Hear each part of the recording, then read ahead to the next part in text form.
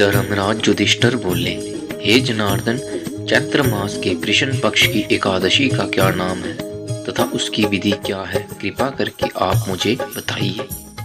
श्री भगवान बोले, हे राजन, चैत्र मास के कृष्ण पक्ष की एकादशी का नाम पाप मोचनी एकादशी है।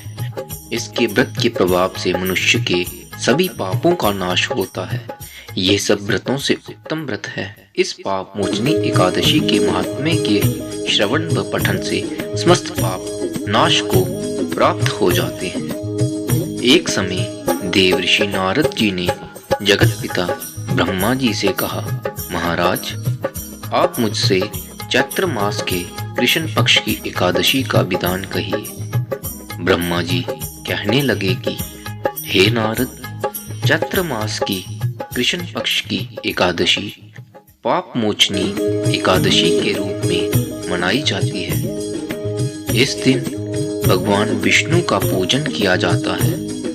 इसकी कथा के अनुसार प्राचीन समय में चित्ररथ नामक एक रमणीक वन था। इस वन में देवराज इंद्र गंधर्व कन्याओं तथा देवताओं सहित स्वच्छंद विहार करते थे। एक बार मेधावी नामक ऋषि भी वहां पर तपस्या कर रहे थे। वे ऋषि शिव उपासक तथा अप्सराएं शिवद्रोहिणी अनंग दासी थी। एक बार कामदेव ने मुनि का तप भंग करने के लिए उनके पास मंजू घोषा नामक अप्सरा को भेजा। युवावस्था वाले मुनि अप्सरा के हाव भाव, नृत्य, गीत तथा कटाक्षों पर काम मोहित हो गए। रति क्रीड़ा करते हुए 57 वर्ष व्यतीत हो गए। एक दिन मंजू घोषा ने देवलोक जाने की आज्ञा मांगी। उसके द्वारा आज्ञा मांगने पर मुनि को बाण आया और उन्हें आत्मज्ञान हुआ कि मुझे रसातल में पहुंचाने का एकमात्र कारण अप्सरा मंजू घोषा ही है। क्रोधित होकर उन्होंने मंजू घोषा को पिशाचिनी होने का श्राप दे दिया। श्राप सुनकर मंजू घोषा ने कांपते हुए ऋषि से मुक्ति का उपाय पूछा।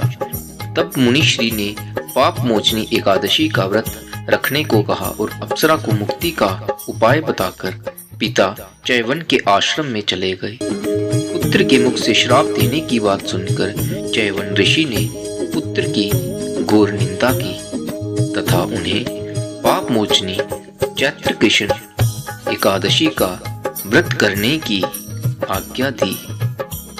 व्रत के प्रभाव से मंजू घोष अप्सरा पिशाचिनी देह से मुक्त होकर देवलोक चली गई। अतः हे नारद, जो कोई मनुष्य विधि पूर्वक इस व्रत को करेगा उसके सारे पापों की मुक्ति होना निश्चित है।